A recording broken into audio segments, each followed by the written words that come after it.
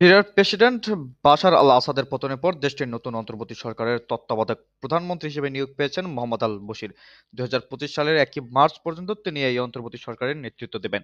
মঙ্গলবার ১০ ডিসেম্বর সিরিয়ার রাষ্ট্রদায়িত্ব টেলিভিশনে দেওয়া এক ভাষণে দেশটির অন্তর্বর্তী সরকারের প্রধানমন্ত্রীর দায়িত্ব দেওয়ার ঘোষণা দিয়েছেন মোহাম্মদ আল-বশির। বিদ্রোহীদের ১২ দিনের ঝটিকা অভিযানে রাজধানী দামেস্ক দখল হওয়ার আগে মোহাম্মদ আল-বশির বিদ্রোহীদের নেতৃত্ব দিন সিরিয়ান সালভেশন গভর্নমেন্ট (এসএসজি) এর প্রধান ছিলেন। হায়াত তাহরিক আল-শামস বিদ্রোহী গোষ্ঠীর এইচটিএস এর সঙ্গে ঘনিষ্ঠ সম্পর্ক ছিল মোহাম্মদ আল-বশিরের। বাশার আল-আসাদের পতনের অভিযানে এই বিদ্রোহী গোষ্ঠীটি নেতৃত্ব দিয়েছে। আসাদের পতনের আগে থেকেই ইদলিব প্রদেশ ছিল হায়াত তাহরিক আল-শামসের নিয়ন্ত্রণে। সিরিয়ান সালভেশন গভর্নমেন্ট এসএসজি কার্যরত তাদের নেতৃত্বাধীন সরকার।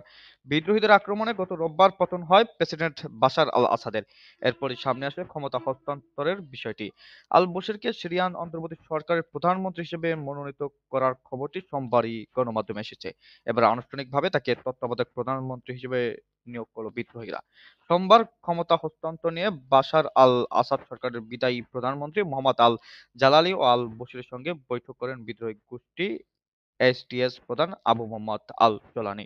পরে আল-জালালি সিরিয়ান সালভেশন গভর্নমেন্টের কাছে ক্ষমতা হস্তান্তর করতে রাজি থাকার কথাটি গণমাধ্যমকে জানানোর পর আল-বশিরকে নতুন অন্তর্বর্তী প্রধানমন্ত্রী নিয়োগ করা হলো। আল-বশির ১৯৮৩ সালে ইদলিবের জাবাল আল-জাউইয়া শহরে জন্মগ্রহণ করেন। আলেপ্পো ইউনিভার্সিটিতে ইলেকট্রিক্যাল অ্যান্ড ইলেকট্রনিক্স ইঞ্জিনিয়ারিং বিভাগ থেকে লেখাপড়া সম্পন্ন করেন তিনি। এরপর শরিয়া ও আইন নিয়ে লেখাপড়া করেন ইদলিব ইউনিভার্সিটিতে। ইংরেজি ভাষা, প্রশাসনিক পরিকল্পনা এবং প্রকল্প ব্যবস্থাপনা বিষয়েও তার অভিজ্ঞতা রয়েছে। দেশটির সাবেক প্রেসিডেন্ট বাশার আল-আসাদ বিরোধী বিদ্রোহী নিয়ন্ত্রিত প্রশাসনের যোগদানের আগে তিনি সিরীয় একটি গ্যাস কোম্পানিতে কর্মরত ছিলেন। সেখানে তত্ত্বাবধায়ক প্রকৌশলী হিসেবে কাজ করেন তিনি। পরে ২০২১ সালে সেই চাকরি ছেড়ে ইদলিবে বিদ্রোহীদের দলে যোগ দেন আল-বশির। ২০২২ ও ২৩ সালে সালভেশন গভর্নমেন্টের উন্নয়ন এবং মানবিক কল্যাণ বিষয়ক মন্ত্রী হিসেবে কাজ করেন তিনি।